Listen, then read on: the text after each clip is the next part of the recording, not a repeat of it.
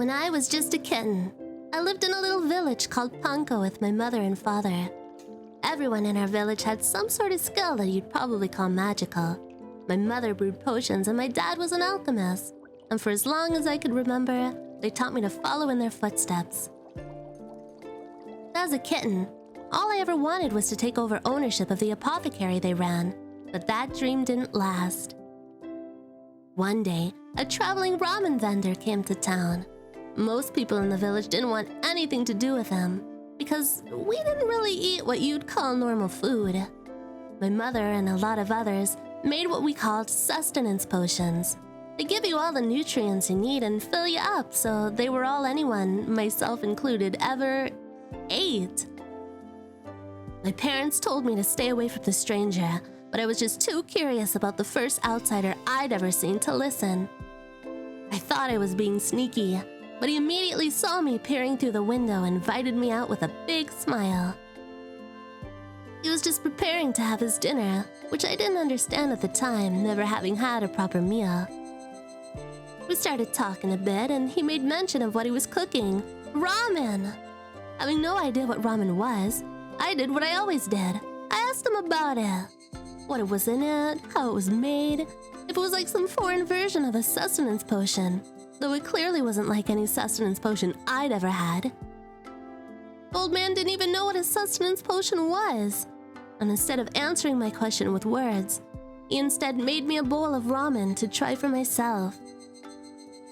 Cautious but ever curious, I took a sip of the broth and my whole world expanded. There were flavors unlike I'd ever imagined, and before I knew it, I'd slurped down the whole bowl, broth, noodles, and all. I asked him every question my mind could think up about ramen and other foods, the outside world. I'd known in a way that there was a world outside my village, but he was the first visitor I'd ever met, and it was only after having that bowl of ramen I realized how different the rest of the world must be from my home. I still had so many questions for the old man, but I was pulled away by my parents. But not before he entrusted me with his ramen amulet, a symbol of our friendship. Those next days passed by in a blur, as I tried to focus on the tasks my parents gave me. No matter what I did though, all I could think about was that ramen. So I decided I was just gonna have to make some for myself. The next few days were spent catching shrimps and harvesting plants so I could make some of the ingredients the old man told me about.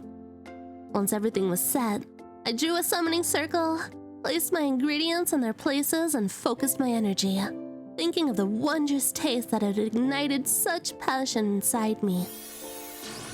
The summoning circle completed, I opened my eyes and I was greeted by not the sight of a delicious bowl of ramen, but burned and ruined ingredients, the signs of a failed spell.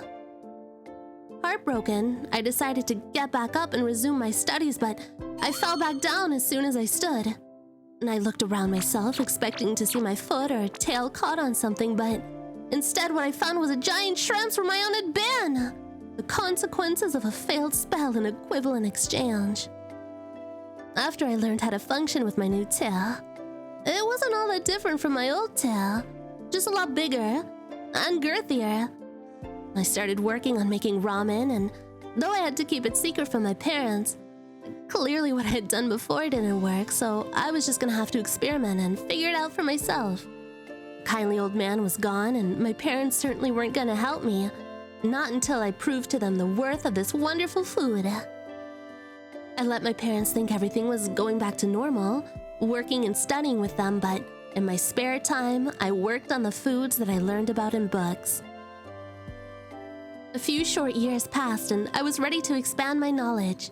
I was older now and ready to get some first-hand experience in the real world. Books can only do so much in the end. And with the blessing of my family and the village, I was permitted to leave Panko and start my food pilgrimage.